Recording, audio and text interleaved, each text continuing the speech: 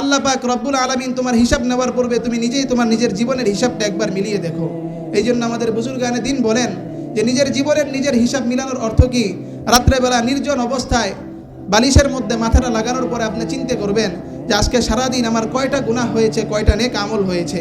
এইভাবে মানুষ যখন একা একই কোনো জিনিসের চিন্তা করে তখন সারাটা রাত্র তার মেধার মধ্যে ওই জিনিসটা শুধু চলতে থাকে। কথা বলেন ঠিক কিনা?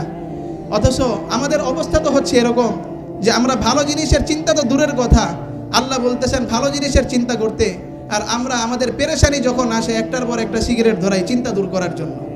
অথচ আল্লাহ পাক রব্বুল আলামিন কোরআনের মধ্যে বলতেছেন যে তোমরা পরকালের জন্য কি পাঠাচ্ছ এই বিষয়ে সামান্য পরিমাণ একটু চিন্তা ফিকির করো।